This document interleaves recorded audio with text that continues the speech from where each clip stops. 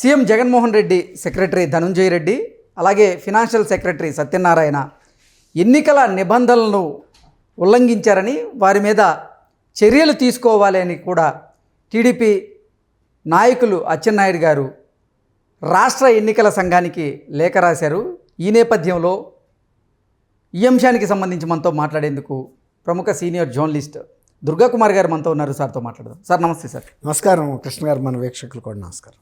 Sir, CM Jaganmohan Reddy secretary Dhanunjaya Reddy అలాగే finance secretary Satyanarayana గారు ఎన్నికల నిబంధనలను ఉల్లంఘించారని వారి మీద తగిన చర్యలు తీసుకోవాలి అంటూ కూడా టీడీపీ నేత అచ్చెన్నాయుడు గారు ఏపీ ఎన్నికల సంఘం అధికారికి లేఖ రాయడం జరిగింది. ఎన్నికల కోడ్ అమల్లో ఉన్నప్పటికీ సీఎం ట్విట్టర్లో ఆయన ఫోటోని తొలగించలేదు అంటూ కూడా ఆ లేఖలో పొందుపరచడం జరిగింది. ఏంటి సార్, ఈ నేపథ్యంలో వారిద్దరి మీద సీఎంఓ చర్యలు తీసుకునే అవకాశం ఉందా? అసలు ఏం జరగబోతుంది అంటే ఏం చెప్తారు సార్?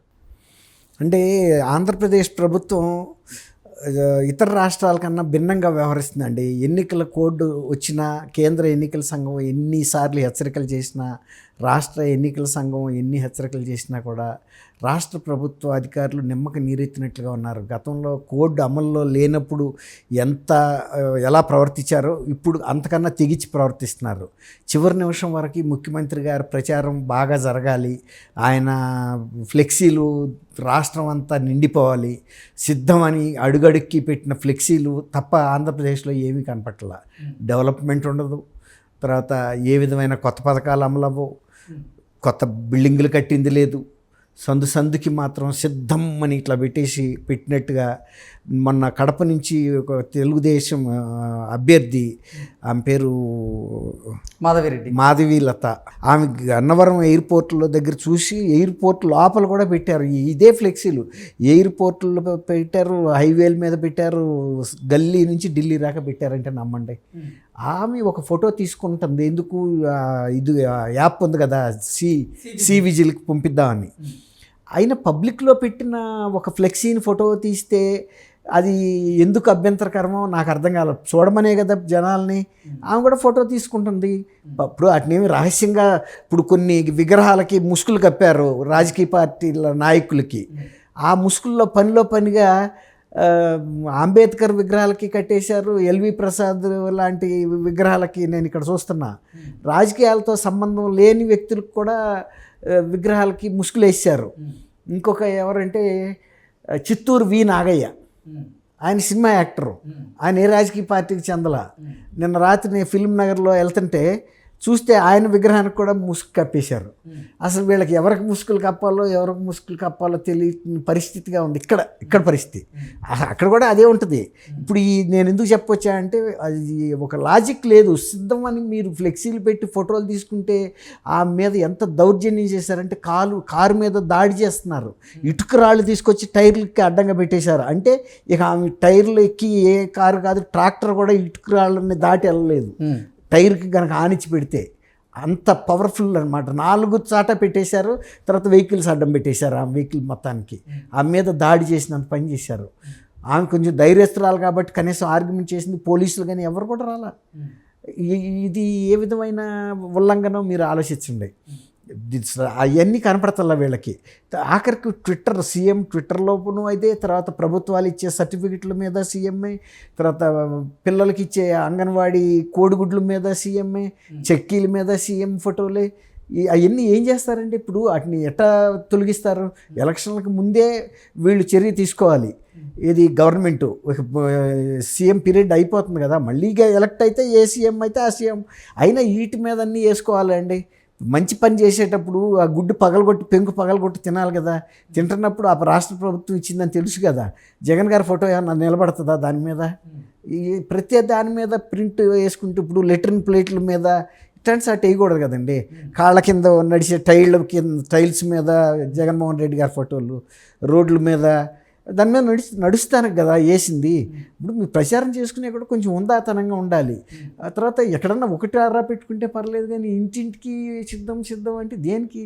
మీకు 5 ఏళ్ళు ఇచ్చారు, నేను నా పని పూర్తి చేసుకుని వెళ్ళిపోవడానికి సిద్ధపడుతున్నాడా అని అడుగుతున్నారు. బై జగన్ అని జనం చెబుతున్నారు. ఆ పోస్టర్లు చూసినప్పుడల్లా నేను బస్సుల్లోనూ ట్రైన్లోనూ వెళ్తున్నప్పుడు ఆ సిద్ధం అనేది ఎక్కడ పడితే అక్కడ ఉన్నాయి.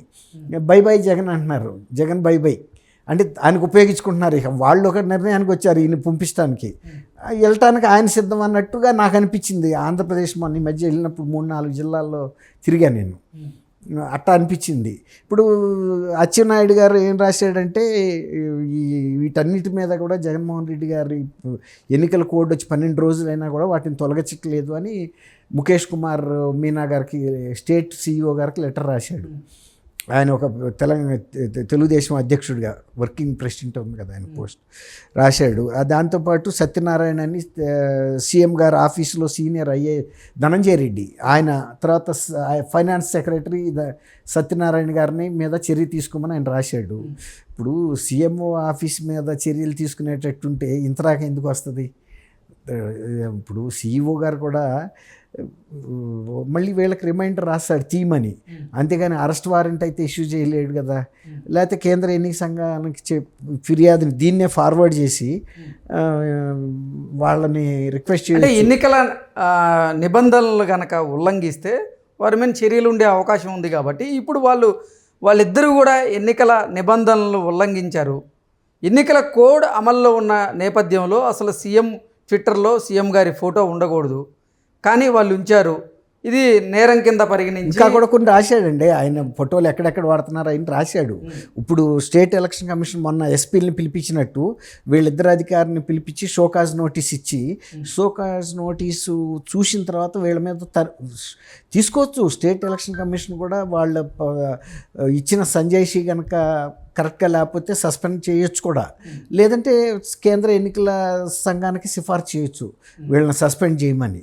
కానీ అట్లా చేస్తే తప్ప ఇవాళ స్టేట్ అడ్మినిస్ట్రేషను ఎలక్షన్ కమిషన్ ఆదేశాలను ఖాతరు చేయదేమో అనే ఫీలింగ్ జనం అందరిలోనూ వచ్చింది. ఎందుకంటే అసలు ఎలక్షన్ కమిషన్ రెండోసారి కూడా ఆంధ్రప్రదేశ్ వచ్చింది, సెంట్రల్ ఎలక్షన్ కమిషను. దాన్ని బట్టి మనకేమర్థమవుతుంది, వీళ్ళు ఒక నిర్ణయానికి వచ్చేసారు. ఏముందలే స్టేట్ ఎలక్షన్, అదే సెంట్రల్ ఎలక్షన్ కమిషన్ అయితే ఏంటి, మనం 151 సీట్లతో గెలిచిన ప్రభుత్వం మంది, మనం ఎవరిని ఖాతరు చేయక్కర్లేదు. ఇవాళ స్టేట్ ఎలక్షన్ కమిషన్ అన్ని పార్టీల ప్రతినిధుల్ని పిలిచింది. ఇంతవరకు జగన్మోహన్ రెడ్డి తన అధికారంలోకి వచ్చిన తర్వాత మిగిలిన అఖిలపక్ష నాయకుల్ని కలిసింది లేదు, మీటింగ్ పెట్టాల. కనీసం ఒక ఎలక్షన్ స్టాట్యూటరీ బాడీ కదా స్టేట్ ఎలక్షన్ కమిషన్, వాళ్ళు ఆ ప్రోటోకాల్ మెయింటైన్ చేస్తున్నారు. అన్ని రాజకీయ పార్టీల ప్రతినిధుల్ని పిలిపించి మీ అభ్యంతరాలు ఏమైనా ఉంటే చెప్పండి, మీ సూచనలు ఉంటే చెప్పండి, మీ సిఫార్సులు చెప్పండి, సలహాలు చెప్పండి అని ఇంటరాక్ట్ అయితే కదా తెలిసేది క్షేత్రస్థాయిలో ఏం జరుగుతుంది అనేది. దాన్ని బట్టి రాష్ట్ర ఎన్నికల సంఘం కూడా కొత్త ఆదేశాలు, కొన్ని ప్రజలకి ఓటర్లకి అనుకూలంగా కొన్ని నిర్ణయాలు తీసుకోవడానికి అవకాశం ఏర్పడుతుంది. ఇప్పుడు ఆ ప్రభుత్వంలో ఉన్నాళ్ళు అటువంటి పని చేయట్లా. అదే కనుక వీళ్ళే ముందు కనుక స్టేట్ గవర్నమెంట్ కూడా పిలిపించవచ్చు. రేపు రాబోయే ఎలక్షన్లో మనందరం కూడా అన్ని పార్టీల వాళ్ళం కొన్ని కోడ్ ఆఫ్ కండక్ట్ పెట్టుకుందామని పిలిచి మాట్లాడతారండి. పిలిచి ఎట్లా కోడ్ ఆఫ్ కండక్ట్ అంటే మనకు సెల్ఫ్ డిసిప్లిన్గా పెట్టుకుంటారు పార్టీలు. మనం ఇట్లాంటి అతిక్రమణలు చేయొద్దు, అన్ని పార్టీలు కూడా నైతికంగా ప్రవర్తిద్దాం, మంచి వాళ్ళకి అభ్యర్థులకు ఇద్దాం, ఇన్ని క్రిమినల్ కేసెస్ ఉన్న వ్యక్తుల్ని పెట్టకూడదు, ఒకవేళ పెడితే వాటికి పత్రికా ప్రకటన ఇవ్వాలి మనమేను, ఎవరెవరు అభ్యర్థుల మీద ఎలాంటి క్రిమినల్ కేసెస్ ఉన్నాయి, అట్లా కొన్ని నిబంధనలు.